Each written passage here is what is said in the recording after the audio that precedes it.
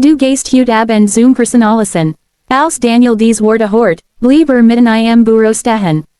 Ver Im stand Clara Weber, die junge CEO eines erfolgreichen Unternehmens. Sie war bekannt dafür, streng, kontrolliert und schwer zu beeindrucken zu sein. Daniel war nur ein einfacher Arbeiter. Seit dem Tod seiner Frau vor 3 Jahren zog seine 7-jährige Tochter Emma allein groß. Arbeitet tagsüber im Lager und nahm abends zusätzlich Schickten an. Trotzdem reicht das Geld kaum für Miet, Essen und Emmas Schulsachen.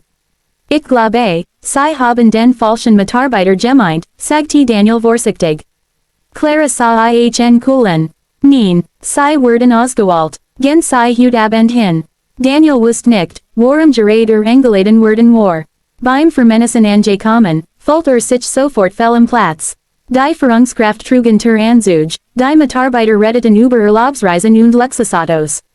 Daniel trug sein einziges ordentliches Hemd. Setzte sich ganz hinten an einen Tisch. Einige Kolgen warfen verwundert Blick zu. Was macht den hier, flüsterte jemand. Daniel tat so, als hatte es nicht gehört. Dann öffneten sich plötzlich die Türen des Restaurants. Eine alte elegant Frau betrat den Saal. Alle standen auf. Es war Elisabeth Weber, Claras Mutter und die Gründerin des Unternehmens. Sie hatte sich an den Tisch der Geschäftsführung setzen können.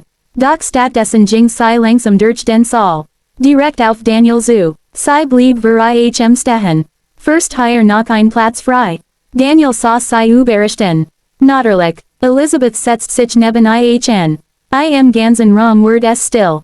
Clara beobachtet ihre Mutter von der anderen Seite des Saals und wirkt plötzlich nervös. Elisabeth lächelt Daniel an. Wie heißt ihr Tochter? Daniel erstarrt. Emma. Das Lächeln der älteren Frau verschwand. Emma, wie alt ist sie? 7. Elisabeth legt langsam ihre Gebell auf den Tisch. Und ihre Mutter.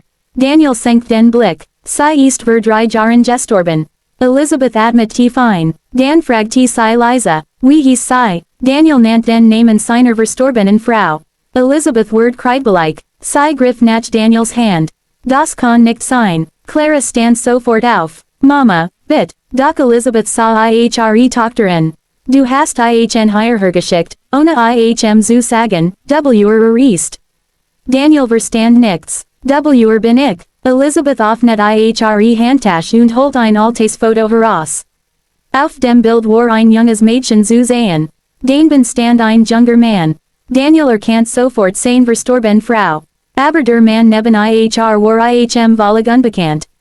Elisabeth flüstert, dieser Mann ist mein Sohn. Daniel sah sie fassungslos an.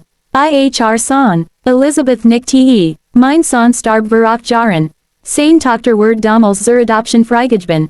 Daniel wurde blass. Emma. Elisabeth nickte mit Tränen in den Augen. Emma ist meine Enkelin. Raum herrscht absolut stille. Clara kam langsam nahe. Mama, wir wissen nicht, dass Daniel der Vater ist. Elisabeth sah sie streng an. Doch, ich habe es herausgefunden, dann wand sie sich wieder Daniel zu. Vor einigen Monaten habe ich erfahren, dass mein verstorbener Sohn eine Tochter hatte. Ich suchte nach aber niemand wusste, wo sie war. Daniel konnte kaum sprechen. Meine Frau hat mir erzählt, dass sie Emma damals aus schwierigen Umständen herausbekommen hat. Sie wollte nie, dass Emma ohne Familie aufwächst. Elisabeth nahm Daniels Hand fester. Und trotzdem hast du sie allein großgezogen. Daniel sah auf den Tisch. Sie ist alles, was ich habe. Da stand Clara plötzlich vor Im. Die CEO, die am Morgen noch wie einen gewöhnlichen Mitarbeiter behandelt hatte, kämpft nun selbst mit den Tränen. Daniel, sagte sie leise, ich habe dich heute nicht zum Personalessen geschickt, dich bloßzustellen. Daniel sah sie an. Warum dann? Clara antwortet, weil meine Mutter dich kennenlernen wollte. Und weil ich wissen wollte, ob du der Mann bist, der meine Kleine nicht all dies Jahre beschützt hat. Daniel schwieg. Dann fragte Elisabeth, darf ich Emma kennenlernen? Daniel sah sie lang an. Wenn sie Großmutter sein wollen, dann ja. Elisabeth begann zu weinen. Sie umarmte Daniel mitten im Restaurant.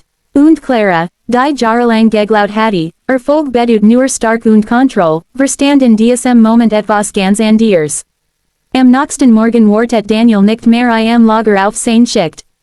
Clara bot IHM eine neue Stelle in der Verwaltung mit festen Arbeitszeiten, damit jeden Abend bei seiner Tochter sein konnte.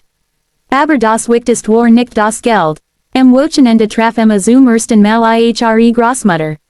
Als das kleine Mädchen Elisabeth umarmte, konnte die alte Frau ihre Tränen nicht zurückhalten.